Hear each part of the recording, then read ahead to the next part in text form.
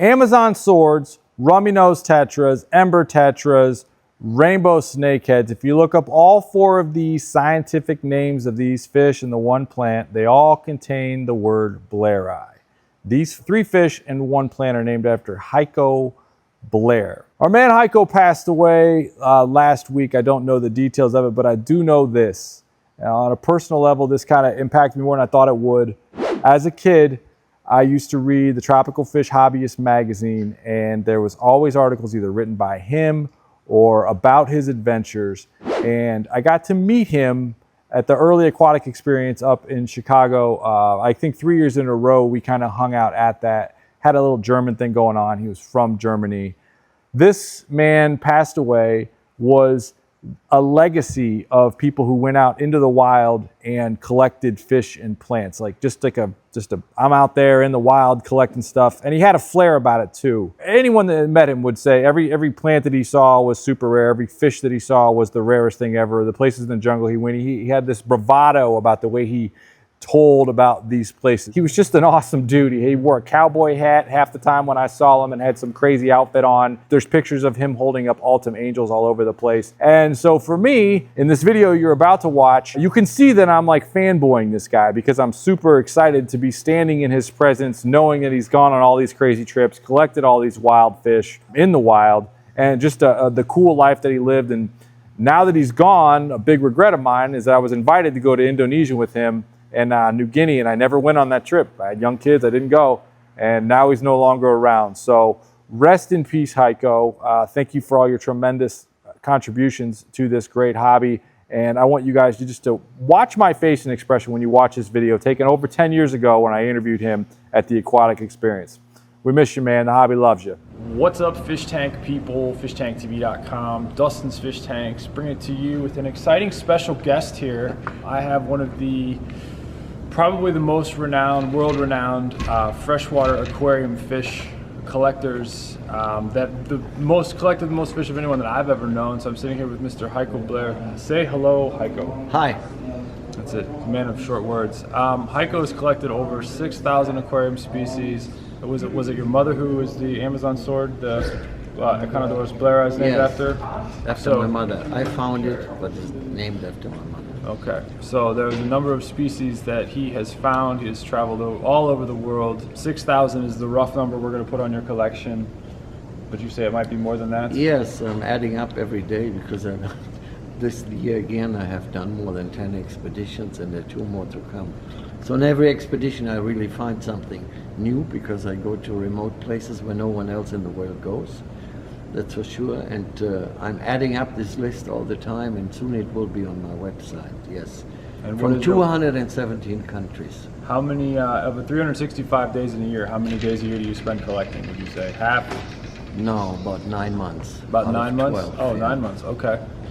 So I've been able to pin him down, and I want to bring you guys his top 5 nanofish. Now, I don't know particularly if these are actually in order of his 5, 4, 3, 2, 1, but he's got some wonderful books here. So Heiko, you know, not too many people collect fish they can talk about on their own, so please give us a little rundown on some of your nanofish. Define nanofish the way you have them for us, though, if you would, please. Okay, nanofish, first of all, I would like to say it's very important to be more of them on the market, in the hobby especially, because they are amazing and hardly anyone has or keep them. And nanofish are perfect for nano aquariums. And what I call nanofishes are fishes which are definitely adults less than 1 inch in total length. And this here is one of them which I found. It's a genus called Titosharax, and they rarely at all ever have been in the hobby. Also they are available and found in nature, like in this habitat displayed here.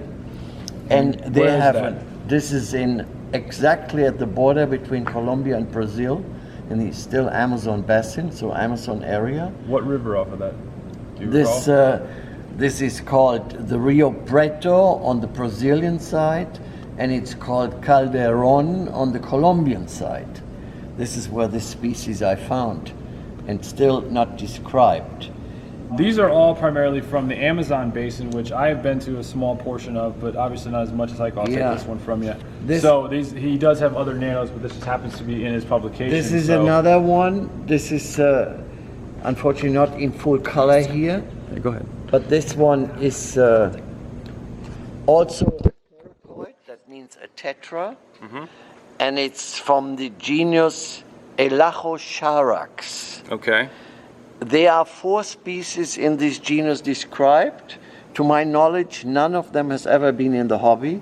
Also, they are plentiful, but only found in hidden small areas. What river is that from? And this one is from the Rio Jandiatuba, which is a Brazilian river which flows eventually into the Amazon.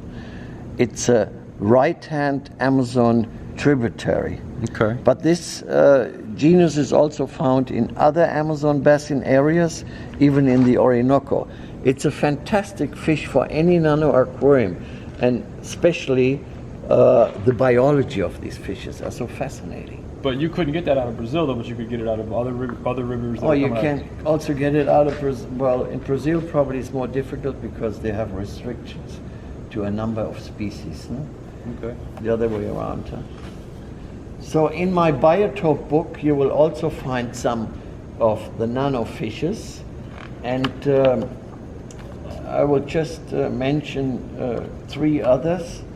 This one is an unbelievable fish, only found in India, in Western Ghats. It's a brackish freshwater fish. I found them landlocked in freshwaters. In some of the few publications it is mentioned. This is supposed to be only brackish, which is not true. The point of this amazing fish has been described, and it's not my own discovery, but I have introduced it to the hobby at one point, but I don't see it anymore, and people should really have this. The fascinating thing about this fish is it has a gonopodium, which you see is the largest in the world to any living animal. Oh, wow. Look at that. 2/3 of the body of the male is the gonopodium. I mean, only this in a nano aquarium would be a fantastic thing to watch how he produces. This is really unique. And to make... Camera woman's laughing, by the way. yeah. I was very impressed. That's right. 2/3. I mean, 2/3. who gets that I kind of a was ratio? very impressed. No other animal living on the world where it has, in relation to its body size, such a large gonopodium. This is a tetra which I discovered and was described. It's also less than 1 inch, bright red in nature already. It's been described after the name of my mother because the scientists said, Heiko, so many fishes are described after you. Your mother has also done so much work, and no fish was ever described after her. Can I name her after her? And I said, please. So it's called now Hiphosabricon amandae. Okay. Same name my daughter has. But this is a group fish for aquarium, which is really fascinating. I mean, for nano aquariums, they form unbelievable groups and beautiful in color. And then maybe to give you a 5th idea of for nano aquarium is this bright, unbelievably green colored Look at that. fish. It's called Amocryptocharax. The name is not still given, but only scientific name. It's from the habitat which I showed here, from the Araka River, which again is an affluent in the Amazon basin of the Rio Negro, black water, and it's a caracoid with unbelievable biology. So this just give a hint of a few of the nano fishes which should be kept in aquarium because they would make everyone love fishes even more and want to have nano aquariums which you can sit next to the computer, and they're probably going to watch it more than they're going to look into the computer or the television. And before we wrap up, I'd like to highlight some of the stuff that Heiko and I talked about on a pond tour we did, and we discussed the future of the hobby, and you're giving a talk that it's coming up. I will not be able to check out about the decline of it, but what do you think the future holds, and what does it need to hold as far as the aquarium hobby with what types of aquariums we set up? Yeah, So- the biotope is definitely the future of, it's already present, but even more so the future. And maybe it's the only future in the aquarium hobby that will definitely grow worldwide. It has already in the last years, simply because they're doing now competitions, especially in Europe and also in Asia, in China, and Japan, to make an authentic, nature-correct biotope aquariums, and not aquascape, which is very nice and beautiful, what people do worldwide, but it's not done for the fishes. An aquascape aquarium is done for man, so he appreciates it, so he gets a price, so it looks nice, but the fishes are forgotten, and that's not nature. Even it's called nature aquarium, it's not nature. A real nature aquarium must be biotope correct, must be with the fishes that live in a community together, in an area where the fishes are happy to live in this part with the adequate and correct decor material.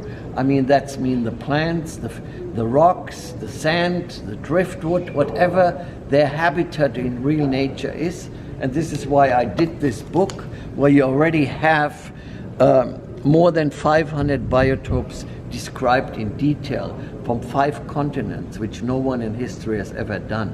So doing this, everyone will appreciate aquarium 100 times more than those they have had and seen in the past, for sure. Wonderful. Heiko, thank you so much for your time, and Thank more you. importantly for Yeah. your time, thank you for going out into the jungles of Okay. crazy places and finding stuff and all kinds of crazy fish that the hobby, is indebted to you. So I really do appreciate the work you've done and will continue to do, man. I'm flying from here directly I to was the invited. Amazon. I'm going to be going on one of these trips with you one of these days. I want to go collect rainbows. You with have to come with me. So, Rainbows is in December, Amazon is Sunday morning. okay. Okay. Well, it's a good time to collect too, because Bye-bye. the water's low. Yes. Tank on, Yeah. everybody. Later.